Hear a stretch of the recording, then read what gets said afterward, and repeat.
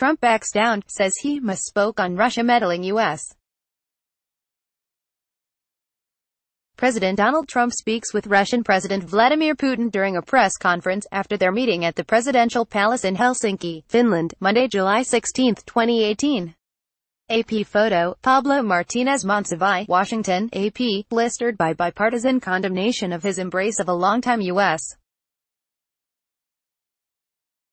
enemy. President Donald Trump on Tuesday backed away from his public undermining of American intelligence agencies, saying he simply misspoke when he said he saw no reason to believe Russia had interfered in the 2016 U.S. election. Rebuked as never before by his own party, including a stern pushback from usually reserved Senate Majority Leader Mitch McConnell, the U.S. president sought to end 27 hours of recrimination by delivering a rare admission of error. The sentence should have been, "I don't see any reason why I wouldn't, or why it wouldn't be Russia," instead of "why it would," Trump said of the comments he had made standing alongside Vladimir Putin on Monday's summit stage in Helsinki. That didn't explain why Trump, who had tweeted a half-dozen times and sat for 2 television interviews since the Putin news conference, waited so long to correct his remarks. And the scripted cleanup pertained only to the least defensible of his comments. He didn't reverse other statements in which he gave clear credence to Putin's extremely strong and powerful denial of Russian involvement, raised doubts about his own intelligence agency's conclusions, and advanced discredited conspiracy theories about election meddling. He also accused past American leaders, rather than Russia's destabilizing actions in the U.S. and around the world, for the souring of relations between two countries.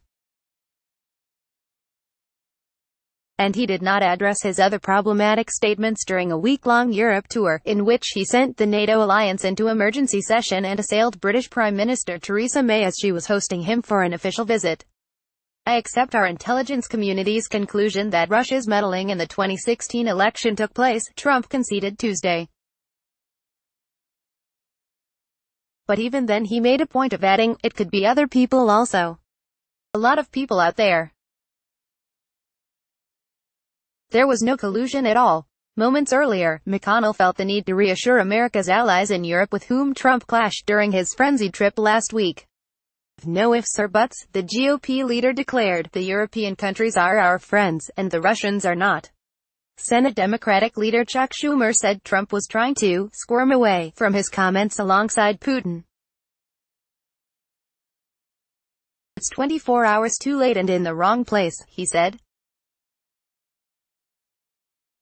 By dusk, hundreds of activists, led by attorney Michael Avenatti and actress Alyssa Milano, staged a protest near the White House, with chants of "traitor" echoing along Pennsylvania Avenue.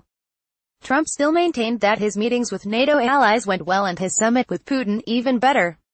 But this reference to diplomatic success carried an edge, too, since the barrage of criticism and insults he delivered in Brussels and London was hardly well received.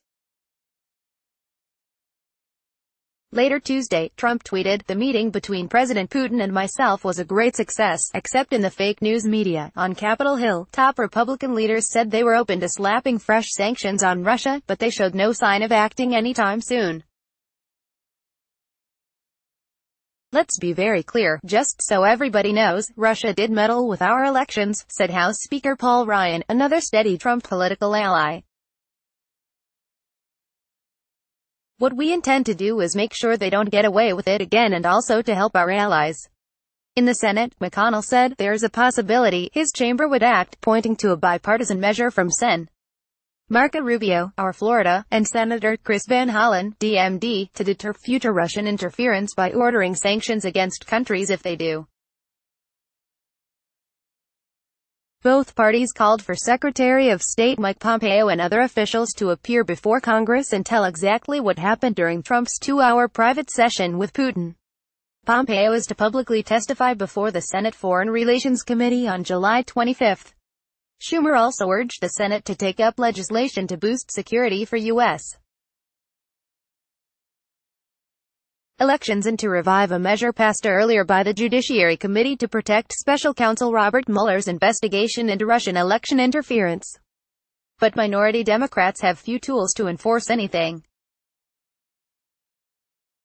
In the House, Democratic leader Nancy Pelosi staged a vote Tuesday in support of the Intelligence Committee's findings that Russia interfered in the 2016 election. But even that largely symbolic measure was blocked party line by Republicans. Senators had floated a similar idea earlier, and Republican Jeff Flake of Arizona said he was preparing a bipartisan bill. But the number 2 Republican, Sen. John Cornyn of Texas, said sanctions may be preferable to a non-binding resolution that amounts to just some messaging exercise. Trump's meeting with Putin in Helsinki was his first time sharing the international stage with a man he has described as an important U.S. competitor, but whom he has also praised a strong, effective leader. Standing alongside Putin, Trump steered clear of any confrontation with the Russian, going so far as to question American intelligence in last week's federal indictments that accused 12 Russians of hacking into Democratic email accounts to hurt Hillary Clinton in 2016. I have great confidence in my intelligence people, but I will tell you that President Putin was extremely strong and powerful in his denial today. He just said it's not Russia. I will say this, I don't see any reason why it would be, Trump said. That's the part he corrected on Tuesday. White House officials did not elaborate on how Trump came to issue the clarification, but administration aides described being stunned by his initial remarks Monday. GOP leaders, outraged by Trump's comments in Helsinki, found out about his attempts to quell the outrage the same way everyone else did, as one aide put it, by watching and learning. After his walk back, Trump said his administration would move aggressively to repel efforts to interfere in American elections. We are doing everything in our power to prevent Russian interference in 2018, he said. And we have a lot of power. Fellow GOP politicians have generally stuck with Trump during a year and a half of turmoil, but he was assailed as seldom before as he returned from what he had hoped would be a proud summit with Putin. Kentucky Senator Rand Paul emerged as one of the president's few defenders. He cited Trump's experience on the receiving end of partisan investigations. Back at the White House, Paul's comments drew a presidential tweet of gratitude. Thank you at Rand Paul, you really get it, _____. Follow Miller on Twitter at http://twitter.com/@ckmiller and Mascaro at http://twitter.com/@LissaMascaro. Copyright 2018 The Associated Press. All rights reserved. This material may not be published, broadcast, written or redistributed.